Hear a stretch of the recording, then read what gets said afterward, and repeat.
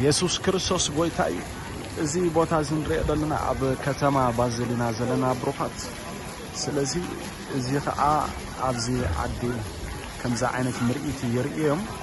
እቲ ምርኢት ድማ እዚ ትርእይዎ ዘለኹም እዚ ማይ ኣይኮነን ደም ምስሊ ደም እዮም ዝጥቀሙ ዘለዉ እዛ ሰብ ትርእይዎ ኣለኹም እዞም ሰለስተ ሰባት ድማ ጸሊም ክዳን ተኸዲኖም ኣለዋ ስለዚ እዚ ድማ እቲ መሳርሒታት እዩ ልክዕ ኩሉ ዝግበር ዘበለ ናይ መናፍሲ ኣሰራርሓ እዩ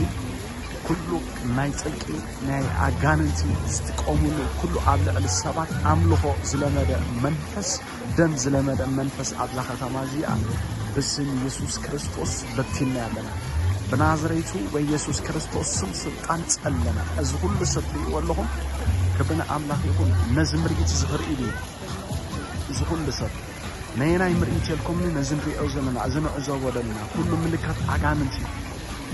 ኩሉ ኣምልኾ ዝግበር ንመናፍሲ ብስም ኢየሱስ ክርስቶስ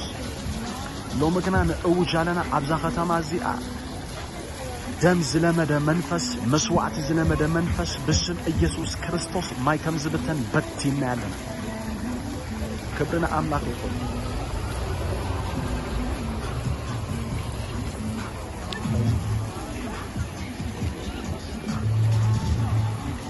ዘንተ ይሆን ኣለኹም ምስል ናይ ኣጋንንቲ ማለት እዩ ዘን ሰለስተ ደቂ ኣንስትዮ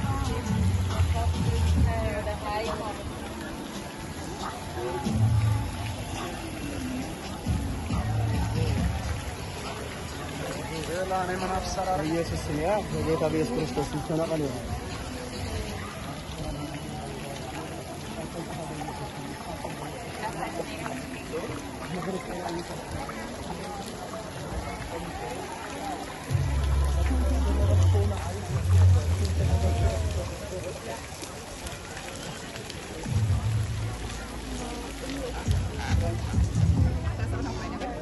كله ترى والله زملكتات نايوغا سبيريتي كل رأيه ما طلعت